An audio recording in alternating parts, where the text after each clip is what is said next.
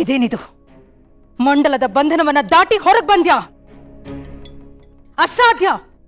ನನ್ನ ಮಂತ್ರ ಶಕ್ತಿಗಳ ಮುಂದೆ ಯಾವುದು ದೊಡ್ಡದಲ್ಲ.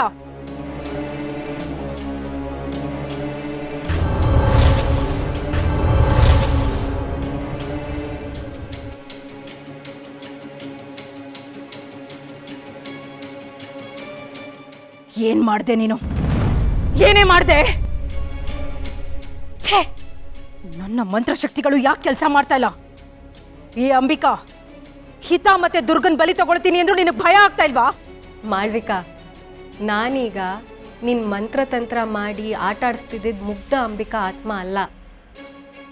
ಈಗಿನ ಅಂಬಿಕಾ ನಿನ್ ಯೋಚನೆಗೂ ಸಿಗದೆ ಇರೋಳು. ಏಯ್, ಏ ಅಂಬಿಕಾ, ಹೇಳು, ಏನೋ ತಂತ್ರ ಮಾಡ್ತಾ ಇದೀಯ ನೀನು. ಈ ಮಾಳ್ವಿಕನ ಎದುರಿಸೋದಕ್ಕೆ ಎಷ್ಟೇ ಧೈರ್ಯ ನಿನ್ಗೆ? ಧೈರ್ಯ? ಆ ಧೈರ್ಯ ಈಗ ನಿನ್ನಲ್ಲೂ ಕಾಣಿಸ್ತಿಲ್ವಲ್ಲ ಮಾಳ್ವಿಕಾ. ನಿನ್ಗೆ ಹೆದರೋ ಕಾಲ ತೋಯ್ತು.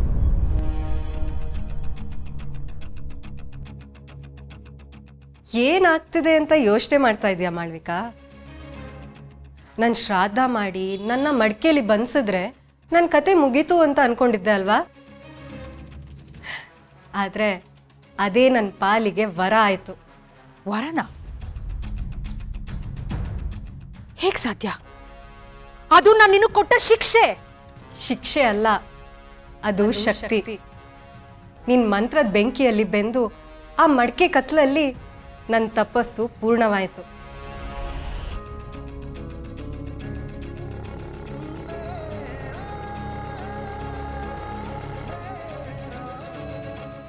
ಇದೇನಿದು? ನನ್ನ ಚರ್ಮ ಮೊದಲನೇ ತರ ಆಗ್ತಾ ಇದೆಯಲ್ಲ.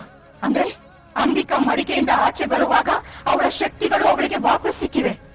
ಆ ಪ್ರಕ್ರಿಯೆಯಲ್ಲಿ ನನ್ನ ಶಕ್ತಿಯ ಒಂದು ಭಾಗ ಅವಳಿಗೆ ಸೇರಿ ಹೋಗಿದೆ. ಇದು ದೊಡ್ಡ ಅಪಾಯ. ಈಗ ನನ್ನ ಶಕ್ತಿ 10 ಪಟ್ಟು ಜಾಸ್ತಿ ಆಗಿದೆ ಮಾಳ್ವಿಕಾ. ನೀನ್ ನನ್ಗೋಸ್ಕರ ತೋಡಿದ ಹುಂಡಿಯಲ್ಲಿ ನೀನೇ ಬಿದ್ದಿದ್ಯಾ. ನಿನ್ ಸರ್ವನಾಶ ಶುರುವಾಗಿದೆ ಮಾಳ್ವಿಕಾ. ನೋಡ್ತೀಯಾ ನನ್ನ ನೋಡ್ತೀಯಾ?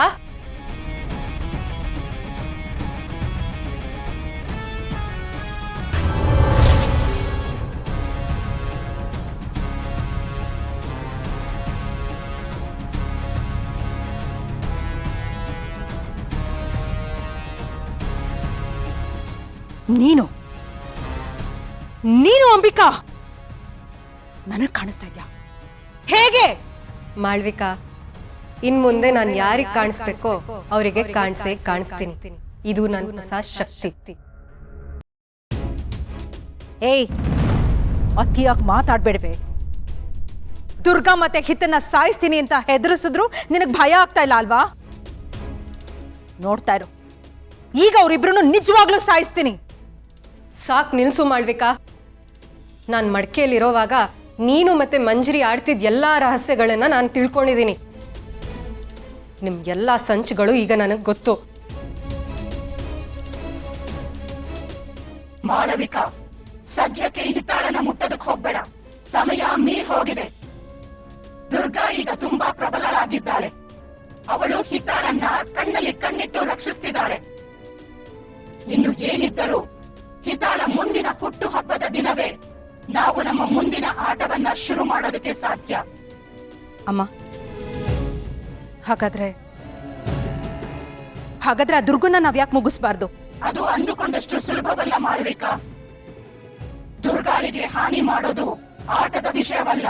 ಆ ಹುಡುಗಿ ಹತ್ರ ಇರೋ ಶಕ್ತಿ ಬಗ್ಗೆ ನಿಂಗಿನ್ನೂ ಗೊತ್ತಿಲ್ಲ. ಸದ್ಯಕ್ಕೆ ಜಾಗರೂಕತೆಯಿಂದ ಹೆಜ್ಜೆ ಇಡು. ದುರ್ಗಾ ಮತ್ತೆ ಹಿತನ ಮುಟ್ಟಕ್ಕಾಗಲ್ಲ ಅಂತ ನಿನ್ಗೂ ಚೆನ್ನಾಗಿ ಗೊತ್ತು ಮಾಳ್ವಿಕಾ.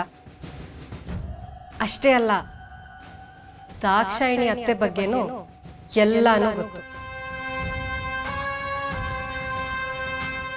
ಹಿತನ್ ಹುಟ್ಟು ಹಬ್ಬದ ಪ್ಲಾನ್ ಇಂದ ಹಿಡಿದು ದಾಕ್ಷಾಯಿಣಿ ಅತ್ತೆ ಪ್ರತಿಮೆ ಬರೀ ಕಲ್ಲಲ್ಲ, ಅದು ಜೀವಂತವಾಗಿದೆ ಅನ್ನೋ ರಹಸ್ಯ ಇವೆಲ್ಲಾನು ನನಗೆ ಗೊತ್ತು.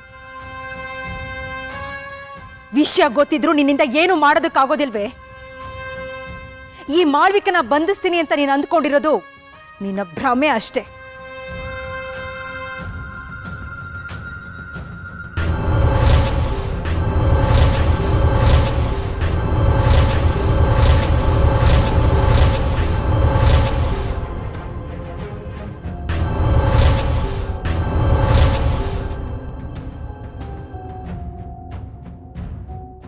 ಅಂಬಿಕಾ, ಬಿಡು ನನ್ನ, ಬಿಡು ನನ್ನ. ಮಾಳ್ವಿಕಾ, ಇನ್ಮುಂದೆ ನೀನು ಹುಷಾರಾಗಿರ್ಬೇಕು. ನಿನ್ನ ಅಹಂಕಾರಕ್ಕೆ ಇದು ಬರೀ ಆರಂಭದ ಏಟಷ್ಟೇ. ನಿನ್ನ ಸರ್ವನಾಶ ಮಾಡಿ ದುರ್ಗಾ ಮತ್ತೆ ಹಿತಾನ ನಾನು ಕಾಪಾಡ್ಕೋತೀನಿ.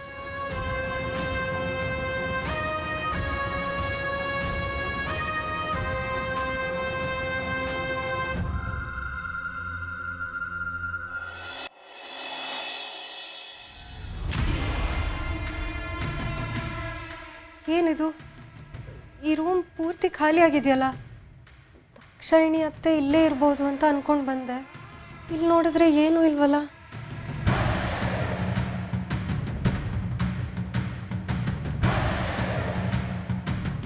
ಹಾಂ, ಆ ಬರ್ನ್ಡ್ ಹೌಸಲ್ಲಿ ಇರೋ ಹಾಗೆ ಇಲ್ಲೂ ಯಾವುದಾದ್ರೂ ರಹಸ್ಯ ಗೋಡೆ ಇರ್ಬೋದಾ?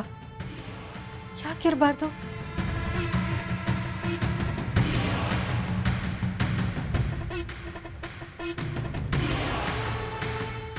ಹೌದು, ನಾನು ಅನ್ಕೊಂಡಿದ್ದು ಸರಿ. ಈ ಗೋಡೆ ಹಿಂದೆ ಏನೋ ರಹಸ್ಯ ಇದೆ.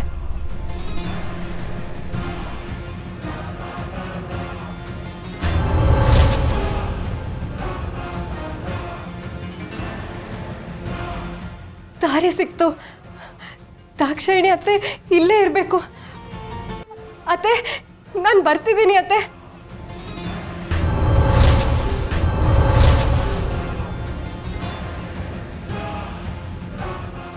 ಇಲ್ಲೂ ಇಲ್ವಾ? ಇಲ್ಲೂ ಇಲ್ಲ ಅಂದರೆ ದಾಕ್ಷಾಯಿಣಿ ಅತ್ತೆನ ಮಾಳ್ವಿಕಾ ಇನ್ನೆಲ್ಲಿ ಬಚ್ಚಿಟ್ಟಿರ್ಬೋದು? ಏನಪ್ಪ ಮಾಡೋದು ಈಗ? ಅವ್ರನ್ನ ಎಲ್ಲಿ ಅಂತ ಹುಡ್ಕೋದು? ದುರ್ಗಾ, ಈ ಸಮಸ್ಯೆಗಳಿಗೆ ದುರ್ಗಾನ ಹತ್ರ ದಾರಿ ಇರ್ಬೋದು. ನಾನು ಮೊದಲು ಹೋಗಿ ಅವಳ ಹತ್ರ ಮಾತಾಡಬೇಕು.